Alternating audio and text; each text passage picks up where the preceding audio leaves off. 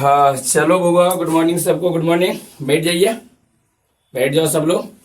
और बताइए क्या पढ़ना है पहले। क्या बायोलॉजी, हाँ फिजिक्स है ना। और फिजिक्स में क्या था? गॉस के नियम। अच्छा, गॉस के नियम पढ़ा दिए थे, स्टेटमेंट तो बता दिए थे। अच्छा, गॉस के नियम को लिखें और इसे प्रमाणित करें, और टॉपिक है ना। चलिए तो आइए हम लोग डायरेक्ट शुरू करते हैं। सब लोग ठीक ठाक से बैठ जाओ। तुम जो गप कर रही हैं लाल टमाटर, हम लाल लाल पहन के चलाई हैं और गप करने में लगल है। तो किससे गप करें? सूर्यमुखी के फूल से। एगो पीला पहन है, एगो लाल पहन ली है। चलो वो देखो, गप मत करो भैया, इधर देखो ना, समझो। अच्छा, गॉस के नियम को लिखें और इसे प्रमाणित करें। गॉस के नियम को स्टेटमेंट तो समझा दिए पीछे के वीडियो में, सेकंड पार्ट में या सेकंड वाला क्लास में हम लोग देख लिए थे गॉस के नियम का स्टेटमेंट। अच्छा बताओ, गॉस के नियम का स्टेटमेंट क्या है?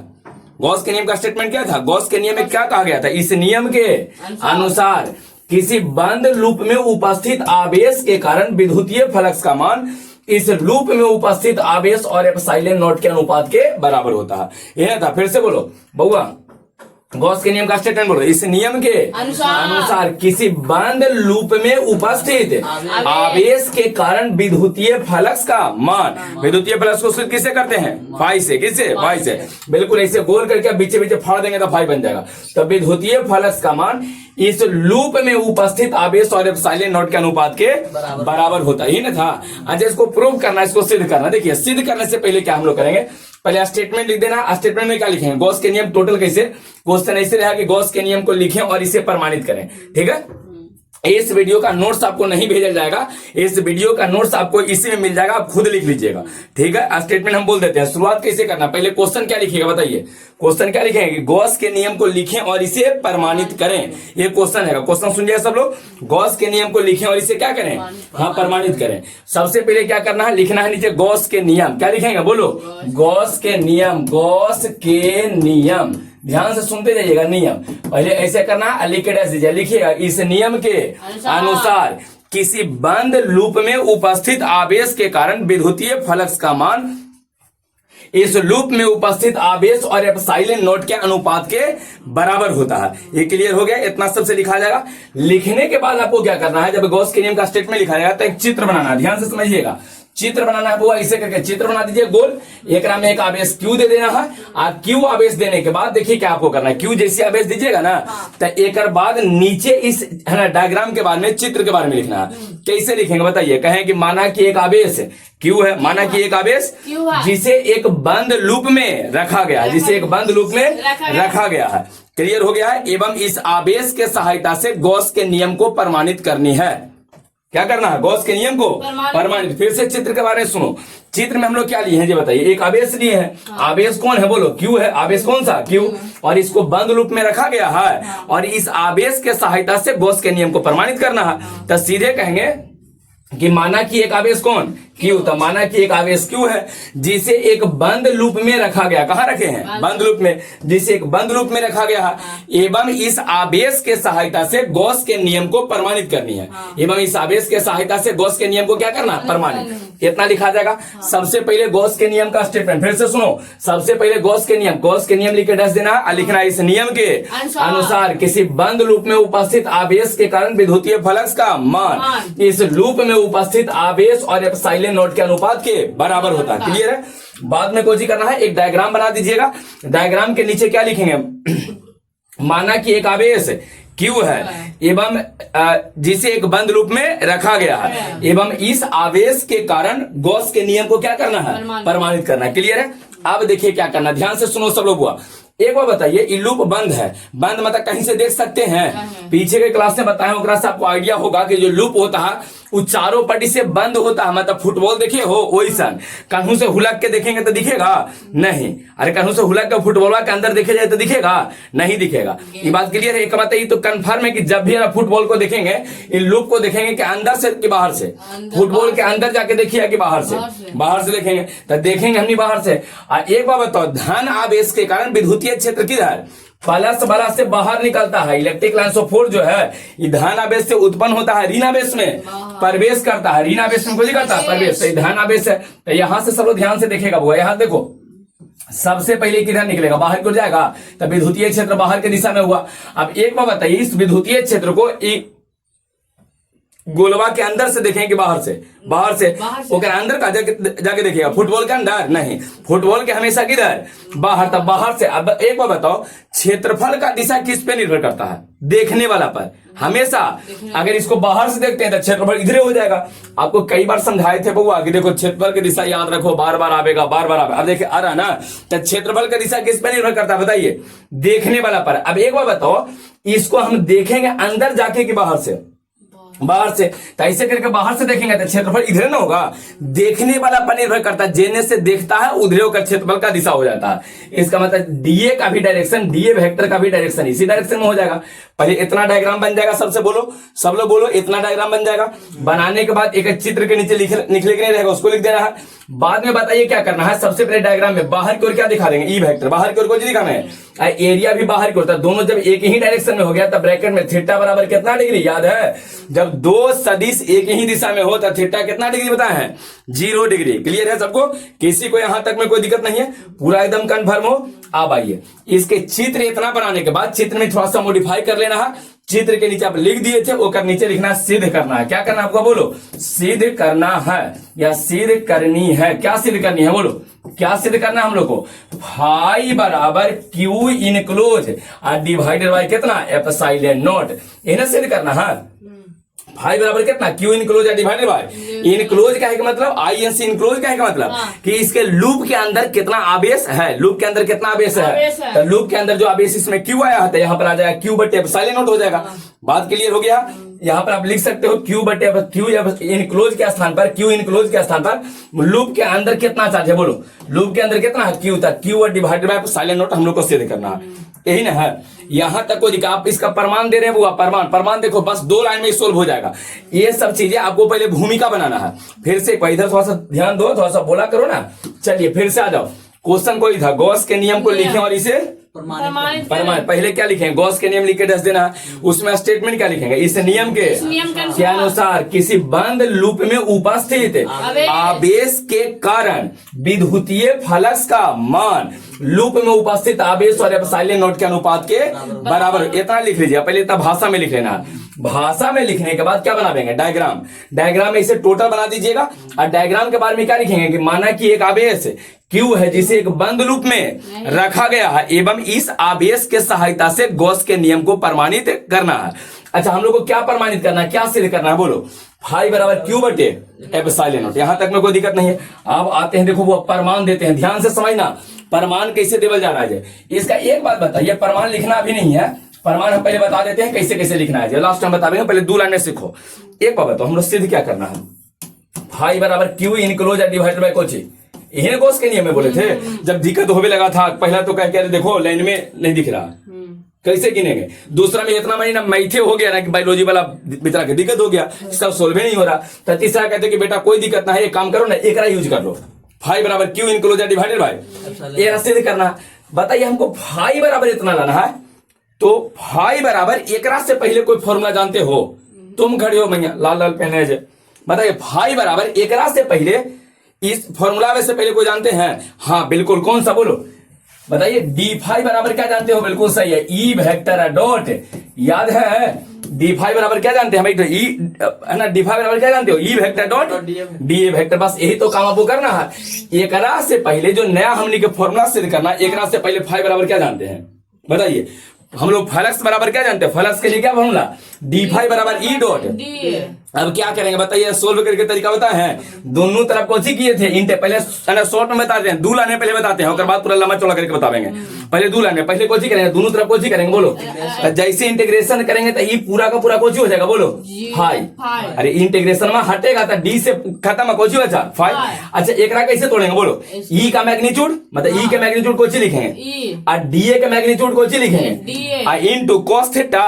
और थीटा दोनों एक के डायरेक्शन में, देखो दोनों एक ही डायरेक्शन में, देखो तो दोनों एक ही डायरेक्शन में, तो थीटा कितना 0 है, एक में आ जाएगा cos 0 का वैल्यू कितना आ जाएगा 1। इंटीग्रेशन करेंगे तो फाई इज इक्वल टू ई बाहर और डीए का इंटीग्रेशन, डी खत्म कोची बचा ए। अब एक बात बता सकते हो, क्यू आवेश के कारण, इस क्यू आवेश के कारण यहां से यहां तक की दूरी हम कितना मान लेते हैं, तब क्यू आवेश के कारण इस आर दूरी पर ई का मान कितना होता है, ई का वैल्यू बता सकते हो कोई, ई का वैल्यू कितना होता था, किसी को जानकारी है? हाँ, पीछे क्लास में पहला चैप्टर पढ़ाए थे, बिल्कुल। हाँ बताइए। हाँ, 1/4 पाई एप्सिलॉन नॉट, बिल्कुल सही है। तो फाई बराबर ई का जो वैल्यू होता है ना बउआ, जो अगर कोई क्लास छोड़ा है, हालांकि रिकॉर्डेड तो रहबे करता है, क्लास छोड़ो तो उसको देख लेता, ई का वैल्यू कितना होता है बोलो?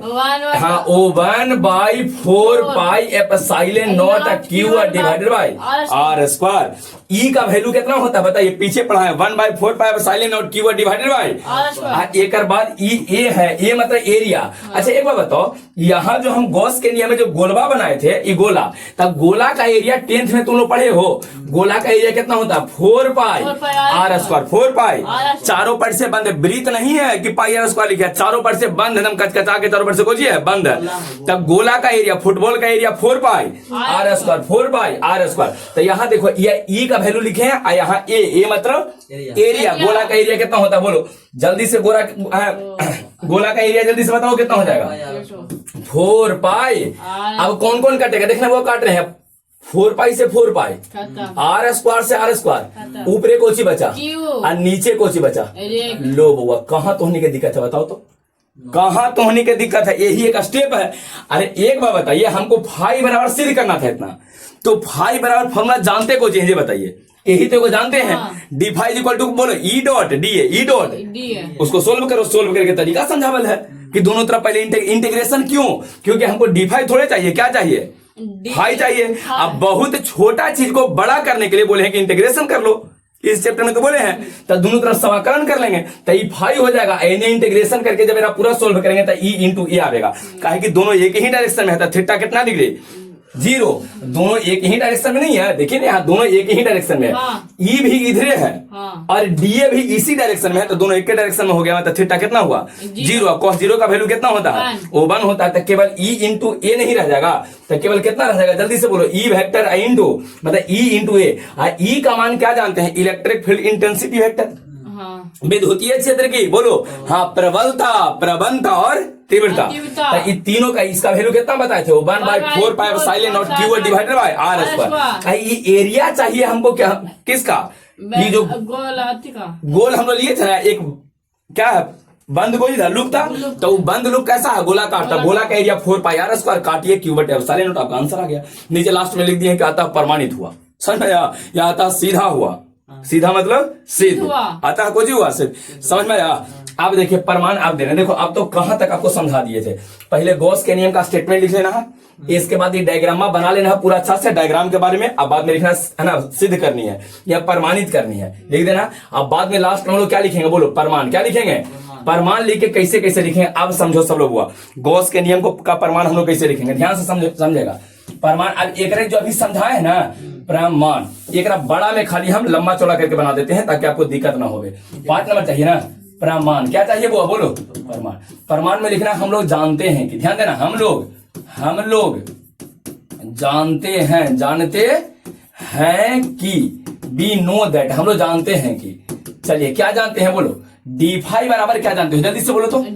ई वेक्टर डॉट, जल्दी बोलो, डीए वेक्टर, ई वेक्टर डॉट डीए वेक्टर। इधर देखो। अच्छा एक बात बताइए, हमको डी फाई चाहिए कि हमको फाई चाहिए? फाई था। क्या लिखेंगे? दोनों ओर समाकलन करने पर, दोनों तरफ कुछ करने पर, दोनों तरफ समाकलन कोची समाकलन करने पर, ऐसे करके लिख देना है। डबल डॉट सिंगल लाइन, दोनों तरफ समाकलन करने पर। इसका समाकलन करो, बोलो integration d phi is equal to integration E vector dot कितना बोलो? D A vector. किसी को दिक्कत है? चलिए अच्छा अब यहां से ध्यान से समझो। हुआ इसको अगर हम सोल्व करते हैं, तो कैसे? डी फाई का इंटीग्रेशन कितना आ जाएगा बोलो? फाई आ जाएगा। डी फाई का इंटीग्रेशन एकरा जब सोल्व करेंगे तब बोलो इंटीग्रेशन ई का मैग्नीट्यूड, फिर बोलो डी ए का मैग्नीट्यूड, फिर बोलो कॉस थीटा, कॉस थीटा। सही है? किसी को दिक्कत नहीं है? सोल्व करें उसको, बोलो phi is equal to integration रह देते हैं।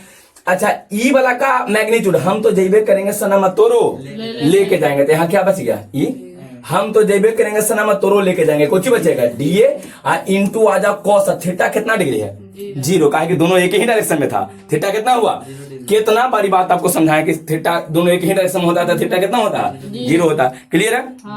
cos जीरो का वैल्यू बता दीजिए कितना होता है। cos जीरो का वैल्यू 1। तो अब कितना आया, फाइव बराबर, जल्दी से बोलो, integration E into D into कितना 1।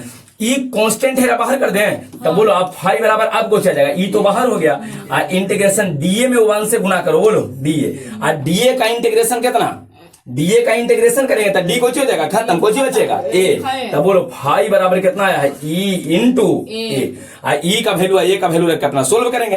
कहे बात समझ में आया। यहाँ से बोलो ई का वैल्यू कितना जानते हैं, ई का वैल्यू बताओ, यहीं पर सोल्व कर दे, यहीं पर छोटा करके सोल्व कर दें, बोलो यहीं पर ठीक रहेगा, यहीं पर इसको थोड़ा सा छोटा कर देते हैं, ठीक ठाक रहेगा। देखिए आ जाओ इधर, ठीक है, आइए था। अब बताइए कैसे सोल्व करें, जल्दी जल्दी बताते जाओ, जल्दी से बताइए।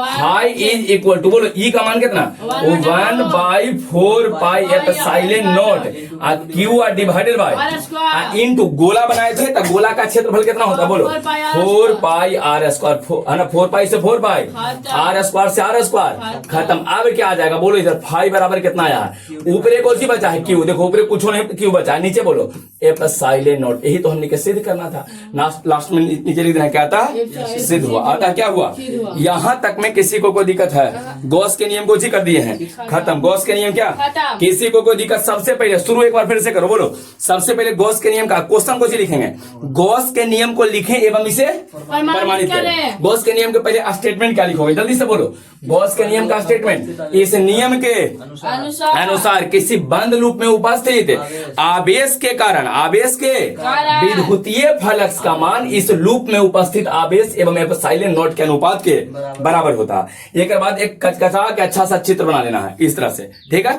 इसमें अंदर क्यू आवेश रख देना है, दूरियार रहेगा। बताइए इस आवेश के कारण विद्युतीय क्षेत्र बाहर की ओर है, हमने फुटबॉल के अंदर से जाके देखेंगे, बाहर से फुटबॉल के अंदर जाके देख सकते हैं, तो बाहर से तो हुला के देखें तो क्षेत्र इधर दिखेगा, क्योंकि क्षेत्रफल का डायरेक्शन देखने वाला पर निर्भर करता है। तो दोनों बताइए ई भी इधर या डी भी इधर, मतलब दोनों के बीच का एंगल कितना है, 0 डिग्री। बाद में लिखना सिद्ध करनी है, कितना, बोलो फाइव बराबर क्यू बटे एप्सिलॉन नॉट। बाद में यहाँ पर प्रमाण हमने आराम से दे देंगे कि हम लोग जानते हैं डी फाइव बराबर इतना, करके इसको सोल्व कर लेंगे। किसी को कोई दिक्कत है, बोलो कोई परेशानी है, सबको कंप्लीट हो गया है, बोलो बउआ।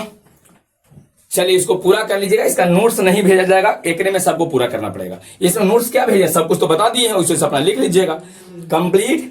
बताइए गॉस के नियम पढ़ने के बाद अगर फ्लक्स निकालने के लिए आपको सूत्र कहा जाता है, के गो सूत्र है, 2 गो, के गो। सबसे पहले एक नॉर्मल फॉर्मूला बताइए, खड़ी हो मैं आगे से बताइए, नॉर्मल फॉर्मूला गॉस के नियम में, गॉस के नियम से नहीं लेकिन नॉर्मल फॉर्मूला क्या है जी बताइए, नॉर्मल फॉर्मूला क्या था, हाँ बोलो, डी फाइव बराबर कितना, ई vector dot D A vector, यही ना है, हाँ ई vector dot D A vector, ये नॉर्मल फॉर्मूला है नहीं।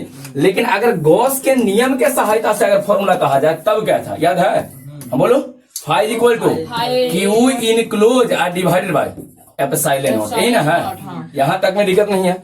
जहां तक आप लोग नोट्स बनाए होंगे ना, तो कर बाद आपको एक दो को पहले वर्ड लिखना है, ठीक है। कुछ ये लिखवा दिए थे कि कुछ वर्ड लिखना है। सबसे पहले गॉस के नियम का जब प्रयोग किया जाता है ना, हुआ गॉस के नियम का, तो में आवेश को स्थिर रखा जाता है। आवेश को कोई रखेंगे, बोलो स्थिर, आवेश को कोई रखेंगे, स्थिर रखना है, ध्यान रखिएगा। आवेश को कोची, इस क्लास का नोट्स आपको भेजा नहीं जाएगा, सब में मैथमेटिकल चीजें हैं, जो हम लोग 12 को कहे थे ना कि प्रूव करना है, वो सब चीजें हैं। तो ये सब वाला चीज को खुद आप लिख लीजिएगा, जैसे जैसे बोलते जाएंगे उस तरह से आपको बाद में लिख लेना, पहले एक बार समझ लीजिए। तो सबसे पहला गॉस के नियम को प्रमाणित करने के बाद पहला पॉइंट में कुछ लिखना है कि गॉस के नियम में जो आवेश होता है वो स्थिर होता है। मतलब क्या है बताइए, यहाँ बंद रूप लिए थे, अब बंद रूप में कुछ लिए थे आवेश, क्यू, तक क्यू हमेशा स्थिर रहेगा। हम लोग इलेक्ट्रोस्टैट पढ़ रहे हैं ना, वैद्युत स्थिति की, पता आवेश को स्थिर रखे उसके गुण के बारे में अध्ययन कर रहे हैं, तो आवेश को रहेगा स्थिर, समझ में क्या रहेगा जय, वैद्युत स्थिति वाली चीजें हैं। चलिए दूसरा बात एक बड़ी इंपॉर्टेंट है, जो हम लोग को बोर्ड एग्जाम में पूछा भी था। देखिए क्या पूछा था कि विद्युतीय फ्लक्स का जो मान होता है गॉस के नियम के आधार पर, जो फाई हम लोग निकालते हैं, तो फ्लक्स का मान आवेश का कितना गुना होता है, फ्लक्स का मान आवेश का कितना गुना होता है ये बताना है। फ्लक्स का जो मान होता है फाई बराबर क्या जानते हो, बोलो क्यू बटे, तो आवेश के साथ कितना गुना में है, फ्लक्स का मान आवेश का कितना गुना होता है। तो एक हम अलगे करेंगे तो क्यू अगुने 1/ε0 लिख सकते हैं। देखो तो ना समझ आया, अरे ये लिख सकते हैं क्यू को अलग कर देते हैं 1/ε0। तो क्यू का कितना गुना हुआ बोलो, आवेश का कितना गुना हुआ 1/ε0 गुना। तब पहला नोट में कुछ लिखना है बोलो कि गॉस के नियम में आवेश को स्थिर रखा जाता है, गॉस के नियम में आवेश को स्थिर रखा जाता है। दूसरा में कुछ लिखा बताइए, कहा जाएंगे फ्लक्स का मान विद्युतीय फ्लक्स, ऐसे लिखे विद्युतीय फ्लक्स का मान, विद्युतीय फ्लक्स का मान आवेश का 1/ε0 गुना होता है। समझा, विद्युतीय फ्लक्स का मान बोलो कैसे लिखेंगे, आवेश का 1/ε0 गुना होता है। किसी को कोई दिक्कत है यहाँ तक में समझ में आ गया? तो यही दो नोट हम लिखे छूट रहा था जो हम आपको करवा दिए हैं। किसी को कोई दिक्कत यहाँ तक में है? और गॉस के नियम के बहुत सारा चीज पहले के हम क्लास में आपको नोट्स करके भेजे थे। तो बताइए, पूछा जाए कि ये कहा जाए कि गॉस के नियम में जहां तक नोट्स बना था उसके बाद नोट में क्या पॉइंट लिखेंगे, 2 पॉइंट। गॉस के नियम में आवेश क्या होता है, स्थिर। पूछा जाए काहे सर, काहे कि सब कहाँ पढ़ना है हम लोग को, वैधुता सेट के मतलब आवेश को स्थिर रखे गुण का अध्ययन करना है। और दूसरा फ्लक्स का जो मान होता है आवेश का कितना गुना, आवेश के साथ कितना गुना में हो 1/ε0 गुना, 1/ε0 गुना है। किसी को कोई दिक्कत नहीं है? आ भाइये एक बात आप बताते जाना। हाँ बुआ, आप मेन तौर पे आज की क्लास से स्टार्ट कर रहे हैं, ध्यान से समझिएगा और गप नहीं करो, खूब अच्छा से पढ़े में ध्यान दो बुआ, बहुत अच्छा से पढ़े की जरूरत आपको है। नहीं, जो चीजें उसको एकदम ढंग से जान जाइए और इसके बाद एग्जाम में जाइए एकदम दहाई दहाई लिख देना है। नहीं, जो कुछ जो चीज छूटेगा नहीं, जब हम पढ़ा रहे हैं इसका मतलब कंफर्म रहिए कि छूटे उठेगा नहीं, एकदम निश्चित आपको आ जाए। कोई भी पीछे के लेखन से पूछिए, एक एक क्वेश्चन आ जाता है, तो आप परेशान मत रहिए, आप खाली ढंग से नोट्स बनाते जाइए और उसको याद करते जाइएगा। चलिए देखिए इसमें क्या करें। पहले एक बात बताओ, फाई बराबर क्या है ना, फ्लक्स से निकालने का फॉर्मूला बोलो, डी फाई बराबर बोलो, डी फाई बराबर ई vector dot D vector. Clear है? हाँ। अच्छा एक बात और बताइए, फाई बराबर और क्या जानते हैं, क्यू आर डिवाइडेड बाय अच्छा ε0, क्यू आर डिवाइडेड बाय कोची ε0। क्लियर है? हाँ। एक बात बताइए आप लोग कि ई वाला फॉर्मूला कौन दिए हैं बोलो, उबिया के कौन दिए हैं, गॉस साहब। ई भी कौन बताए थे, गॉसी तो शुरू में बताए थे फ्लक्स के बारे में, कौन बताए हैं, गॉस। तो एक बात बताइए, अगर यहाँ फाई है, हम यहाँ भी फाई चाहते हैं, तो दोनों तरफ क्या कर देंगे, समाकलन दोनों तरफ। तो एकरा में अगर हम दोनों तरफ समाकलन कर देते हैं, बोलो ध्यान से देखना, दोनों तरफ समाकलन करते हैं तो यहाँ से डी और समाकलन कुछ हो जाएगा। तब फाई बराबर एक और formula integration E vector dot D. देखो एक फाई बराबर यह सूत्र आ रहा है, सब लोग इसको ध्यान से देखो बुआ, एक नया चीज आने वाला है, एक नया चीज आएगा, ध्यान से देखिएगा। यहां से अगर सोल्व करके हम फाई निकालते हैं तो फाई बराबर फॉर्मूला बोलो integration E vector dot D vector, और दूसरा यहां से बोलो फाई बराबर क्यू बटे ε0। और दोनों के बारे में कौन बताए हैं, गॉस। अब से ध्यान रखना, दोनों को अगर हम मैच कर दें तो क्या हो जाएगा बोलो, दोनों के अगर हम मैच कर दें, यहां भी फाई है और यहां भी फाई है, तो एलएचएस दोनों में कोची है बराबर, एलएचएस तो आरएचएस भी आपस में कोची होगा। तो अगर आरएचएस को हम बराबर कर देते हैं तब बोलो यहाँ पर कोची लिखा है, जल्दी से बोलना बुआ, यहाँ पर क्या लिखा है, इंटीग्रेशन ई वेक्टर डॉट बराबर इनमें बोलो क्यू डिवाइडेड बाय ε0। क्यू कहे के मतलब कोची, क्यू इनक्लोज, बंद लूप के अंदर जो आवेश होता था वही तो बताए थे, क्यू मतलब कोची, क्यू इनक्लोज जो बंद लूप के अंदर होता था। तो एक बात बताइए, पूछा जाए कि अगर गॉस के नियम के सहायता से कोई तीसरा फॉर्मूला हम निकालना चाहें, कौन सा तीसरा, तो एक तीसरा या नया फॉर्मूला क्या बनेगा बोलो, क्या बनेगा बोलो, integration E vector dot D vector, integration E dot D dot है ना बराबर Q enclose are divided by कोची ε0, Q enclose are divided by कोची ε0। किसी को कोई दिक्कत यहाँ तक में है? पूरा बात सबको कंप्लीट हो गया। पहले बताओ फाई बराबर क्या हम लोग कैसे फॉर्मूला लिखेंगे, यहाँ से d phi is equal to E dot d लिखेंगे। एक से अगर फाई निकालना चाहते हैं तो डी हटावे पड़ेगा, और डी हटावे के सबसे आसान तरीका होता है इंटीग्रेशन। तो दोनों तरफ क्या कर लेंगे, इंटीग्रेशन। तो जैसे ही दोनों तरफ इंटीग्रेशन, बदमाश मत करो, दोनों तरफ जैसे इंटीग्रेशन करेंगे तो यहां से बताओ तो फाई इक्वल टू कुछ हो जाएगा, integration E vector dot D vector आ जाएगा, ये पहला। और दूसरा गॉस के नियम के आधार पे क्यू इनक्लोज डिवाइडेड बाय ε0। तो एकरा में एलएचएस में फाई है, एकरा में भी एलएचएस में कोची है, तो जब दोनों आपस में सेम है तो आरएचएस भी आपस में कोची हो जाएगा सेम। तो इंटीग्रेशन ई डॉट डी बराबर क्यू इनक्लोज डिवाइडेड बाय क्या हो जाएगा ε0। किसी को इसमें कोई दिक्कत है? तो चलिए अभी बताओ, नोट्स हम लोग कहां तक कर लिए थे, उसके बाद दो नोट्स लिखे थे कि गॉस के नियम में आवेश कोची होता है, स्थिर। गॉस के नियम में आवेश कोची होता है, स्थिर होता है, पहला बात हो गया। दूसरा, गॉस के नियम में जो है ना फ्लक्स का मान आवेश का 1/एप्सिलॉन नॉट गुना होता है। इतना तक कंप्लीट था। एक बाद देखिए टॉपिक हम लोग क्या लिखने वाला, ध्यान से समझना, वो टॉपिक में रहेगा। टॉपिक सब लोग कॉपी में लिखेगा, जब नोट्स बनाइएगा ना वहां सब लोग टॉपिक क्या लिखेगा, ध्यान से समझना। टॉपिक लिखना है गॉस के नियम के अनुसार। और एक बार नहीं बउआ, ये जो वर्ड बोल रहे हैं ना, कम से कम ये वर्ड आपको 15 बार इस टॉपिक में आवेगा, इस चैप्टर में के बाद 15, कम से कम 15 बार आवेगा। तो टॉपिक क्या रहेगा, गॉस के नियम के अनुसार। ध्यान से समझना, गॉस के नियम के अनुसार, एकदम बार बार इस टॉपिक का जरूरत आपको पड़ेगा, गॉस के नियम के अनुसार, है ना। गॉस के नियम के अनुसार कैसे हम लोग क्या करेंगे, देखो सबसे पहले गॉस के नियम से हम लोग क्या जानते थे, बोलो बुआ। फाई बराबर क्या जानते हैं, बता सकते हो? फाई बराबर अभी सोल्व किए थे, integration E vector dot d A vector. सही या गलत है, देखो इसको इक्वेशन 1 माने हैं। सब लोग बतावेगा, इधर देख के सब लोग बताओ सही या गलत लिखा गया है। ये देखो, अगर एक हम डी फाई लिखते तो लिखते ई वेक्टर डॉट कोची डीए, लेकिन एक हम फाई लिखे मतलब दोनों तरफ कोची किए होंगे इंटीग्रेशन। तो खत्म हो गया। तो बताइए, अगर ये खत्म हो गया बुआ, डी और इंटीग्रेशन खत्म हो गया, तो फाई बराबर इंटीग्रेशन। सही लिखा है। अच्छा, दूसरा बताइए क्या जानते हो, दूसरा सेकेंड वाला फाई बराबर एक और जानते हैं हम लोग, Q enclose are divided by कोची epsilon not. Q enclose are divided by epsilon, इकेमा हो गया, बोलो इकेमा दूसरा। तो देखो, अगर पहला दूसरा समीकरण से हम लोग चलते हैं, इसे लिखेंगे नीचे, समीकरण पहला एवं दूसरा से। समीकरण टोटल लिखेगा एग्जाम में बुआ, सा इसे लिखे गलती करता है, समीकरण कोच बोलो, समीकरण पहला एवं दूसरा से, है ना, from equation first and second. तो एक बात बताओ, एलएचएस वाला सेम है, तो आरएचएस भी कोची हो जाएगा सेम, आरएचएस भी कोची। अगर आरएचएस सेम होगा तो बताइए, इसमें आरएचएस में पहले कोची लिखा है, जल्दी से बोलो, आरएचएस में क्या लिखा है, integration E vector dot d A vector बराबर, इधर बोलो हुआ q enclose are divided by epsilon naught. यही फॉर्मूला आपको बनेगा जब भी किसी क्वेश्चन में गॉस के नियम के अनुसार कहे, कि गॉस के नियम के अनुसार या गॉस के नियम से कह सकता है, गॉस के नियम से या गॉस के नियम के अनुसार या गॉस के नियम से रोटी पकाइए, चावल पकाइए, तो दाल तो चटनी कुछ कर लगे नहीं, गैस गॉस के नियम के सहायता से गैस भरवा दीजिए, उस सब काम ही करके आपको देगा। ये ऐसा फॉर्मूला है ना कि पूरे चैप्टर का सबसे अधिक ही काम करेगा। कुछ भी कहिएगा ना तो आपको सीखने के बाद आपको रूम पर जो इकल्ले रहता है उसको खाना बनाने की जरूरत नहीं, खाली गॉस के नियम के अनुसार आप कहे कि चावल बना दो, चावल बनल है, रोटी बना दो, रोटी बनल है, लाइन कटे लाइन दे दो, लाइन दे देगा। कुछ भी कहिएगा ना तो मतलब हम ये कहना चाहते हैं कि गॉस के नियम के अनुसार जो फॉर्मूला आ रहा है ना, उस सब काम आपको करके देगा जो आप चाह रहे हैं, सब चीज करके देने वाला।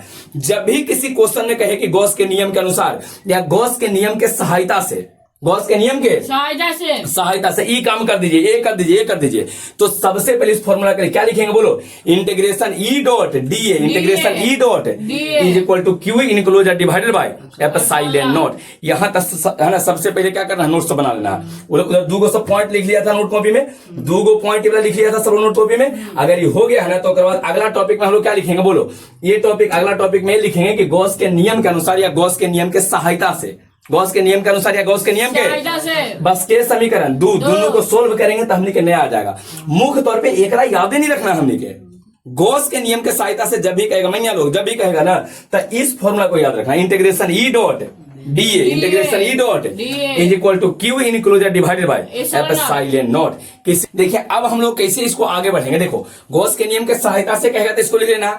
आइए देखो एक बात आपको समझाते हैं, मान लीजिए यहां तक अगर नोट सबको हो जाए तब इसके बाद क्या करना है, अगर आपसे कहा जाए कि गॉस के नियम, ध्यान देना, गॉस के नियम के सहायता से with the help of Gauss's law, Gauss के नियम के सहायता से, तब फॉर्मूला क्या लिखोगे बोलो, सब लोग बोलेगा फॉर्मूला, जल्दी से बोलिए क्या था, भुला का गया इतना देर में, इंटीग्रेशन ई वेक्टर डॉट जल्दी से d A vector is equal to q enclose divided by epsilon naught. यहां तक में कोई दिक्कत है? अब एक बात बताइए, गॉस के नियम के सहायता से हम निकालते क्या थे बताओ, अगर दिमाग लगा सकते हो तो ये बताइए कि गॉस के नियम के सहायता से क्या निकालते थे, फ्लक्स, कोची फ्लक्स। बताओ गॉस के नियम के सहायता से एगो फॉर्मूला था डी फाई बराबर ई डॉट डी ए, यही ना था। एक दोनों तरफ इंटीग्रेशन करके फाई ना निकालते थे, फाई मतलब कुछ निकालते थे, फ्लक्स, अरे विद्युतीय फ्लक्स है ना। और दूसरा जब फाई इज इक्वल टू आया Q enclose divided by epsilon, तो एक रो से कुछ निकलता था, फ्लक्स से निकलता था, कुछ निकलता है फ्लक्स, याद हो गया। तो एक बार बताइए, मेन मुख्य तौर पे गॉस के नियम के सहायता से हम लोग फ्लक्स निकालते थे, लेकिन आपको लगता है कि इस वाला सूत्र में कहीं फाई है? बताओ तो। इस सूत्र में गॉस के नियम के सहायता से एक सूत्र लिखे, इंटीग्रेशन ई डॉट डी बराबर Q enclosure divided by epsilon, कहीं एक में फाई है? बोलो, कहीं फाई इसमें है? तो एक से फ्लक्स निकलेगा? नहीं निकलेगा। लो, अब से फ्लक्स निकलवे नहीं करेगा। गॉस अपना नियम कहां दिए थे? फ्लक्स निकालने के लिए, कुछ निकालने के लिए, लेकिन एकरा में इस सूत्र में, इस फॉर्मूला में कहीं फ्लक्स नहीं है। कोची बताओ। ई विद्युतीय क्षेत्र की प्रबलता, ए क्षेत्रफल, क्यू आवेश, और एप्सिलॉन नॉट। और एप्सिलॉन नॉट का वैल्यू हम लोग जानते हैं 8.85 इंटू 10⁻⁻12 तक। कभी एप्सिलॉन नॉट का वैल्यू निकालने के लिए आपको नहीं देगा, आवेश निकालने के लिए नहीं देगा, क्योंकि आवेश क्वेश्चन में दिया रहता है। क्षेत्रफल आप पहले से जानते हो, क्षेत्रफल निकालने के लिए देगा नहीं। इसका मतलब गॉस के नियम की सहायता से अब जब भी आपको निकालने के लिए देगा ना, तो ध्यान रखना विद्युतीय क्षेत्र की प्रबलता निकालने के लिए देगा। क्या देगा? विद्युतीय क्षेत्र की प्रबलता। कौन सी? विद्युतीय क्षेत्र की। तो पूछा जाए कि बताओ गॉस के नियम से क्या चीजें हम लोग निकाल सकते हैं? बोलो, दो चीजें। सबसे पहले बोलो विद्युतीय फ्लक्स, कौन सी? विद्युतीय फ्लक्स निकाल सकते हैं, फाई। और दूसरा विद्युतीय क्षेत्र की प्रबलता, प्रवणता या तीव्रता, जिसको ई से सूचित करते हैं। क्लियर हो गया? हाँ। तो एक बार बताओ, विद्युतीय क्षेत्र की प्रबलता, ये विद्युतीय फ्लक्स निकालने वाला फॉर्मूला तो हमने के पास है, निकल जाएगा। लेकिन अब यहाँ इसको तो निकालने का तरीका हम लोग पीछे पढ़वे किए हैं, और गॉस के नियम के सहायता से फ्लक्स भी हम लोग निकाले हैं। लेकिन जब विद्युतीय क्षेत्र के प्रबलता निकालना हो गॉस के नियम के सहायता से, तो वहां दिक्कत होना शुरू हो गया था। फ्लक्स निकालने में कोई दिक्कत नहीं है। फ्लक्स निकालने के लिए हमने के पास फॉर्मूला दो को आ गया है।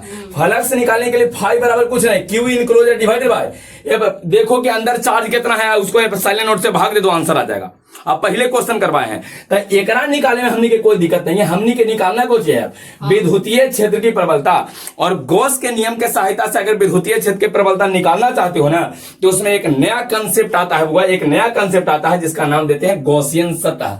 सब लोग ध्यान से सुनो, हुआ अब इंपोर्टेंट यही है, गॉसियन सतह। कुछ है? बोलो, गॉसियन सतह। ये गॉसियन सतह एक आकार आकृति होता है, उसको खींचना होता है। गॉसियन सतह को हम लोग खींचते हैं, कोजी करते हैं, खींचते हैं। कभी कभी गोलाकार खींचो, कभी बेलनाकार खींचे पड़ता है, आवश्यकता के अनुसार, है ना। तो गॉसियन सतह गोलाकार खींचते हैं, कैसा खींचते हैं? बेलनाकार खींचे पड़ता है। लेकिन हाँ, एक बात बताओ, गॉसियन सतह का प्रयोग कब करेंगे, कब खींचेंगे? गॉसियन सतह कब खींचेंगे? जब गॉस के नियम के सहायता से फ्लक्स निकालना हो तब।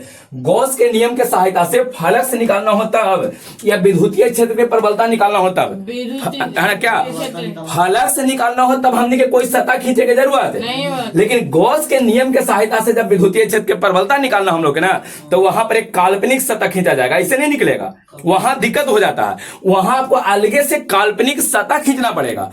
उस काल्पनिक सतह का नाम हम लोग कुछ दिए हैं, बोलो, गॉसियन सतह।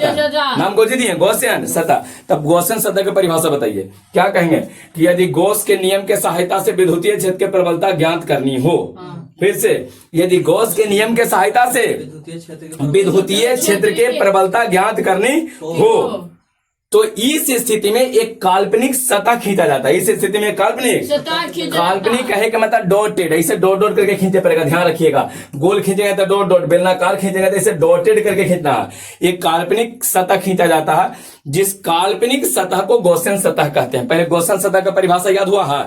पहले थ्योरी समझो, लिखने के लिए हम बाद में बताएंगे कि कैसे आपको लिखना है। पहले बताओ बुआ, गॉसियन सतह का परिभाषा याद हुआ? गॉसियन सतह का परिभाषा पूछ रहेगा, बोलो।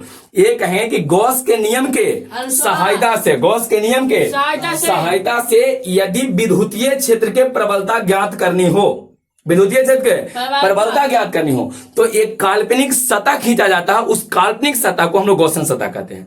क्लियर है? बताइए, गॉसियन सतह कब खींचना? फ्लक्स निकालते समय की विद्युतीय क्षेत्र की प्रबलता, विद्युतीय क्षेत्र के फ्लक्स निकालने में कोई दिक्कत हुआ था? नहीं, हमको प्रबलता निकालना है, नया चीज सीखना है। तो प्रबलता निकालने के लिए हम लोग को एक काल्पनिक सतह खींचना पड़ेगा। उस काल्पनिक सतह को हम लोग गॉसियन सतह कहते हैं। क्लियर है? अब आइए थोड़ा ध्यान से देखो वो कैसे कैसे क्या क्या इसमें करना है गॉसियन सतह में। अब क्वेश्चन हम लोग को कुछ ही बनेगा, आप क्वेश्चन समझाते हैं। इसको लिखने के बाद वो, इसको लिखने के बाद ये जो आप लिखे थे ना, यहां तक गॉस के नियम के अनुसार या गॉस के नियम के सहायता से यहां तक। एक जस्ट बाद एक क्वेश्चन आपको लिखना है कि गॉसियन सतह से क्या समझते हैं, गॉसियन सतह से क्या समझते हैं, इसके गुणों को लिखें, इसके गुणों को लिखें। यही क्वेश्चन हम लिख रहेगा। गॉसियन सब क्वेश्चन लिखेगा इसके जस्ट बाद कि गॉसियन सतह से क्या समझते हैं, इसके गुणों को लिखें। क्लियर है, क्वेश्चन हो गया है। अगर क्वेश्चन इतना लिख लीजिएगा तो उसके बाद आंसर कैसे लिखना है, पहले गॉसियन सतह की परिभाषा लिख लेना, जैसे अभी आपको समझाए हैं। कैसे, देखिए ध्यान से समझिए, गॉसियन सतह की परिभाषा क्या रहेगा। यही कहना कि यदि गॉस के नियम के सहायता से, द्वारा हम रिपीट कर देंगे तब लिखिएगा, पहले पूरा समझ लीजिए। यदि गॉसियन सतह कहना, यदि गॉस के नियम के सहायता से विद्युतीय क्षेत्र की प्रबलता ज्ञात करनी हो तो इस स्थिति में एक काल्पनिक सतह खींचा जाता है। तो इस स्थिति में काल्पनिक सतह खींचा जाता है जिसे गॉसियन सतह कहते हैं। और गुण कहा गया था, लिखना कि इसके निम्नलिखित गुण होते हैं। गुण सीखो बोलो, सबसे पहले कैसा होता है, बोलो काल्पनिक। पहला कौन सी होता है, काल्पनिक सतह होता है। पहला कहना है कि यह काल्पनिक सतह होता है। क्लियर है। दूसरा हम लोग क्या बोलेंगे, ध्यान से देखिएगा, ध्यान से को सुनिएगा। दूसरा में सबसे पहले गॉसियन सतह का आकार और आकृति कुछ भी हो सकता है। इसका आकार और आकृति, इसका आकार जो रहेगा ना बुआ और आकृति, ये कुछ भी हो। आकार आकृति के मतलब पीछे भी आपको हम समझाए हैं। आकार मतलब छोटा या बड़ा, और आकृति मतलब कैसे, ऐसे रहेगा, ऐसे रहेगा, लेकिन बंद होना चाहिए, सब बंद लूप होना चाहिए। किसी भी प्रकार का हो सकता है, कुछ भी, इसकी आकार आकृति कुछ भी हो सकता है। तीसरा में आपको समझाते हैं, वो देखिए। ठीक है कि गॉसियन सतह का आकार आकृति कुछ भी होता है, लेकिन एक बात ध्यान रखिएगा, गॉसियन सतह का आकार गोलाकार खींचा जाएगा। कैसा, गोलाकार, ऐसे गोल गोल खींचा जाएगा। कब, जब कोई बिंदुवत आवेश रहेगा तब। तो बताइए, बिंदु आवेश के कारण, कौन सा, बिंदु आवेश के कारण, बिंदुवत आवेश के कारण गॉसियन सतह गोलाकार होगा। और रैखिक आवेश के कारण, सीखो पहले, रैखिक आवेश के कारण ये बेलनाकार खींचा जाएगा, बेलनाकार, इसे बेलन के जैसा। दोनों याद हुआ है। तो लोग टोटल 4 को समझाएं। पहला गॉसियन सतह काल्पनिक, दूसरा गॉसियन सतह का आकार आकृति कुछ भी हो सकता है, कुछ भी आकार आकृति हो सकता है। बिंदुवत आवेश के कारण कैसा होता है, बोलो गोलाकार। कैसा, गोलाकार। और रैखिक आवेश के कारण कैसा, बेलनाकार। बिंदुवत आवेश मतलब क्या, देखिए ढेर मनी आवेश है, उसको एक बिंदु पर ऐसे रख दीजिएगा, ऐसे रहेगा ना, ऐसे गोल गोल खींच देंगे। और रैखिक का मतलब देखो, होलैया वाला तार देखा है, ऐसे करके, ऐसे एकरा पर हम ऐसे करके पूरा तार ऐसे फैला दे, रैखिक एकदम सीधा ऐसे करके है। तो लुगा साड़ी पसार देखा तो नहीं, लइकन लुगा साड़ी पसार देखा है, आए यही देखो, लुगे साड़ी पसार तो नहीं देखो। और कुछ करना है, गधा कहता वो हाँ कह रहा है, कहाँ से देखे हैं, नहीं तो नहीं, धोती देखा होगा, कुछ देखा होगा, हाँ धोती। तो अब देखिए, लुगा साड़ी चाहे धोती इसे पसारा रहेगा ना बुआ, इसे करके, तो बताओ तो आवेश एक स्थान पर चारों पर फैलल फैलल है। बोलो, अगर एक जगह पर ऐसे बिंदु के रूप में रहेगा तब गोलाकार खींचो, और इन्ने उन्हें अगर फैल गया रैखिक रूप में, ऐसे करके पूरा रैखिक है ना, सब लोग फैलल फैलल है, तो उस समय बेलनाकार खींचेंगे। कैसा खींचेंगे, बेलनाकार। तक वो हो गया टोटल, बताइए।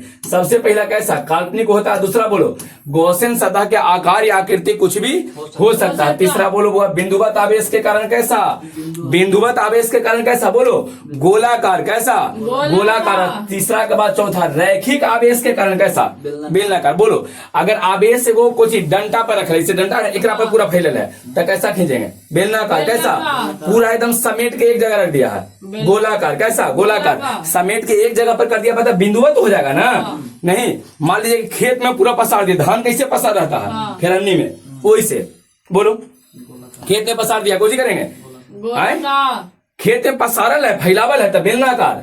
कैसा, बेलनाकार। फैलावल रहेगा तो कैसा, बेलनाकार। किसी को कोई दिक्कत यहां तक में नहीं हुआ, पूरा बात सबको क्लियर है। एक लास्ट पॉइंट रह गया, वो ध्यान से समझिए, गॉसियन सतह से रिलेटेड एक लास्ट पॉइंट, एक अंतिम पॉइंट है। अंतिम पॉइंट 5वां में क्या है ये समझो। अब एक बात ठीक है कि गॉसियन सतह हम लोग के बिंदुवत खींचना है, बेलनाकार खींचना, कैसा गोलाकार खींचना है, बेलनाकार खींचना, ये तो दूर रहेगा, लेकिन कहां से खींचे। ठीक है, गॉसियन सतह खींचेंगे, कैसा, गोलाकार, बेलनाकार, लेकिन कहां से खींचे। तो एक बात देखिए, समझो पहले, एक बात बताओ, गॉसियन सतह खींचते कब थे, जब गॉस के नियम के सहायता से विद्युतीय क्षेत्र के प्रबलता ज्ञात करना हो तब। जैसे मान लो कि एक आवेश आपको बिंदुवत यहाँ क्यों दिया है, आप कहा ना कि वो यहाँ से 2 मीटर के दूरी पर हमको विद्युतीय क्षेत्र के प्रबलता निकालिए, लेकिन ध्यान रखते हुए गॉस के नियम के सहायता से हमको ई का वैल्यू चाहिए। अब तुम तो ई का वैल्यू पहले से जानते हो, ई का वैल्यू कहोगे sir 1/4 pi epsilon not Q divided by are square, यही तो जानते हैं, ई का वैल्यू हम पहले से जानते हैं, लेकिन हमको गॉस के नियम के सहायता से ई का वैल्यू निकालना है। तो जब निकालना है तो कौन सी खींचेंगे, बोलो गॉसियन सतह। लेकिन गॉसियन सतह, अच्छा एक बात बताइए, ये बिंदुवत आवेश है कि नहीं है? तो बिंदुवत आवेश है तो कैसा खींचेंगे, गोलाकार। कैसा, गोलाकार। लेकिन गोलाकार कहाँ, देखो यहाँ से कितना मीटर की दूरी पर कहा, 2 मीटर। तो क्या करना है कि यहाँ से 2 मीटर के दूरी पर, यहाँ पर एक बाद इसे गोल करके खींच देना है इसे, समझ में आया? गॉसियन सतह उस बिंदु से खींचा जाता है, उस बिंदु से खींचा जाता है जिस बिंदु पर विद्युतीय क्षेत्र के प्रबलता का मान ज्ञात करना हो। समझ, जिस बिंदु पर कहे, जैसे कहा कि नहीं हमको 3 मीटर की दूरी पर, यहां से हमको चाहिए, यहां चाहिए, तो इस बिंदु से इसे गोल खींच देंगे। हमको कहेगा नहीं सर हमको 5 मीटर की दूरी पर, यहां से, तो यहां से इसे गोल खींच देंगे इसे। समझ में आया? गॉसियन सतह उस बिंदु से खींचा जाता है जिस बिंदु पर विद्युतीय क्षेत्र के प्रबलता का मान ज्ञात करना हो। क्या यहां से हमको 8 मीटर की दूरी पे चाहिए, तो इसे 8 मीटर पे जाएंगे, इसे कचकचा के गोल खींच देंगे ना। समझ आया? अगर तुमको कहेगा कि देखो वो एक रैखिक आवेश है, इसे ध्यान से समझो, ठीक है? कौन सा आवेश लिए हैं, ध्यान आवेश। एक से कहेगा कि 2 मीटर के दूरी पर यहां हमको चाहिए विद्युतीय क्षेत्र के प्रबलता, लेकिन गॉस के नियम के सहायता से चाहिए। तो जब गॉस के नियम के सहायता से चाहिए, तो एक बात बताओ, गॉस के नियम के सहायता से विद्युतीय क्षेत्र की प्रबलता ज्ञात करने के लिए एक काल्पनिक सतह खींचते हैं जिसका नाम देते हैं गॉसियन सतह। तब गॉसियन सतह कैसे खींचेंगे, गोलाकार खींचे कि बेलनाकार खींचे, बोलो बेलनाकार खींचाएगा। तब बेलनाकार कहां से, जौन बिंदु पर विद्युतीय क्षेत्र की प्रबलता ज्ञात करना वहां से, यहां पर हमको 2 मीटर पे चाहिए, तब बेलनाकार कैसे खींचेंगे, देखो ऐसे डॉट डॉट करना, ताकि काल्पनिक होता है, इन्हें भी 2 मीटर लेंगे, ऐसे करके एक बाद ऐसे बेलन बना देंगे, ऐसे करके बेलन बना देना। समझ में? यहाँ से नहीं हमको 3 मीटर की दूरी पर यहाँ चाहिए, तो इन्हें से इसे खींचो, 3 मीटर इधर, 3 मीटर इधर, ऐसे करके आए के बाद ऐसे करके बेलन बना देना, ऐसे करके। समझ में रहा? बेलनाकार क्लियर। लेकिन सब डॉट डॉट खींचाएगा, वो आगे जब एक एप्लीकेशन करवाएंगे तो वहां पर आ जाएगा। तो लो बउआ खत्म हो गया। पहले बताओ, पूछा जाए कि गॉस के नियम के सहायता से के काम, बोलो के काम, 2 काम। सबसे पहला विद्युतीय फ्लक्स, जो पहले हम लोग पढ़ चुके हैं, और दूसरा विद्युतीय क्षेत्र की प्रबलता। तो बताओ फ्लक्स निकालने में कोई ज्यादा कम हम लोग नहीं किए थे, लेकिन गॉस के नियम के सहायता से विद्युतीय क्षेत्र के जब प्रबलता को ज्ञात करना होगा ना, तो उस स्थिति में एक काल्पनिक सतह खींचना पड़ेगा जिसका नाम क्या देते हैं, गॉसियन सतह। तब क्वेश्चन ही था कि गॉसियन सतह से क्या समझते हैं, इसके गुणों को लिखे, लिखा गॉसियन सतह से क्या समझते हैं, इसके गुणों को लिखें। कोची कहेंगे बताइए, ये कहना है गॉस परिभाषा कैसे लिखना है समझो। सबसे पहले कहना है कि गॉस के नियम के सहायता से, यदि गॉस के नियम के सहायता से विद्युतीय फ्लक्स का क्या विद्युतीय क्षेत्र के प्रबलता, विद्युतीय क्षेत्र के प्रबलता का मान ज्ञात करना हो, तो इस स्थिति में काल्पनिक सतह खींचा जाता है जिसका नाम देते हैं गॉसियन सतह। क्लियर हो गया? अब कहेंगे बउआ कि इसके निम्नलिखित गुण होते हैं। पहला बोलो, यह काल्पनिक सतह होता है। दूसरा, इसका आकार या आकृति कुछ भी हो सकता है, कुछ भी हो सकता है। फिर कहेंगे बिंदुवत आवेश के लिए गॉसियन सतह गोलाकार खींचा जाता है। रैखिक आवेश के कारण गॉसियन सतह कैसा, बेलनाकार खींचा जाता है। और सबसे लास्ट में 5वां में कहना है कि गॉसियन सतह उस बिंदु से खींचा जाता है, उस बिंदु से खींचा जाएगा जिस बिंदु पर आपको विद्युतीय क्षेत्र के प्रबलता का मान ज्ञात करना हो। उस बिंदु से खींचा जाता है जिस बिंदु पर, है ना, जिस बिंदु पर विद्युतीय क्षेत्र के प्रबलता का मान ज्ञात करना हो। यहां तक में किसी को कोई दिक्कत है तो बोलो। पूरा क्लियर हो गया? यहां तक समझ में आया? तो आगे के अब वो एप्लीकेशन एक केवल पढ़ना, जो 12-15 को कहे थे ना कि 12 को सब्जेक्ट में एगो करवा दिए हैं गॉस के नियम, ये तो करवाए हैं, 11 को और बच गया। अगला क्लास से उसी 11 को हम लोग कहानी शुरू करेंगे। यहां तक पहले पूरा कंप्लीट करो। एक नोट्स आपको देने की जरूरत है नहीं, पूरा हम बता दिए हैं कि कैसे लिखना है, तो आप पूरा लिख लीजिएगा। बताइए, इसके पूछा जाए कि गॉसियन सतह के गुण बताओ, बोलो। पहला कुछ होता है, यह काल्पनिक सतह होता है, इसका आकार या आकृति कुछ भी हो सकता है। बिंदुवत आवेश के कारण गॉसियन सतह गोलाकार खींचा जाता है। रैखिक आवेश के कारण कैसा, बेलनाकार खींचा जाता है। फिर लास्ट में गॉसियन सतह उस बिंदु से खींचा जाता है जिस बिंदु पर विद्युतीय क्षेत्र के प्रबलता का मान ज्ञात करना हो। एक लास्ट पॉइंट आपको हम समझा देते हैं। देखो, अगर कोई गोला रहेगा ना वो, अगर त्रिज्या आर है, गोला का त्रिज्या, तो एक क्षेत्रफल जो होगा इसको ध्यान रखिएगा, बार बार जरूरत पड़ेगा। क्षेत्रफल एक 4πr² होता है। कितना? 4πr²। पीछे की क्लास में भी आया था नहीं, गॉस के नियम बताते उसमें। अगर कोई बेलन रहेगा, इसे कुछ ही रहेगा, जिसकी ऊंचाई h है और त्रिज्या r है, त्रिज्या कितना है, तो एकड़ जब क्षेत्रफल निकालिएगा, क्षेत्रफल पृष्ठ क्षेत्रफल, तो ये होता है 2πrh। पढ़ा होगा लोअर क्लास में, 2 पाई आर एच। H। किसी को कोई दिक्कत है? यहां तक पूरा होगा, सब लोग कंप्लीट करना। गॉस के नियम के में कोई दिक्कत नहीं है, पूरा का पूरा बात यहां तक क्लियर है। नेक्स्ट क्लास से आपको है ना इसका एप्लीकेशन करवाना शुरू कर देंगे। ठीक है, खूब मेहनत करो बुआ, खूब घर पे मेहनत कीजिए। देखिए एक बात बताते हैं, एक छोटा सा बच्चा जो था ना, मेला गया था घूमे। कहा? नहीं, एक छोटा सा बच्चा मेला घूमने गया था और पिता के कंधा पर बैठ के और भगवान का दर्शन कर रहा था।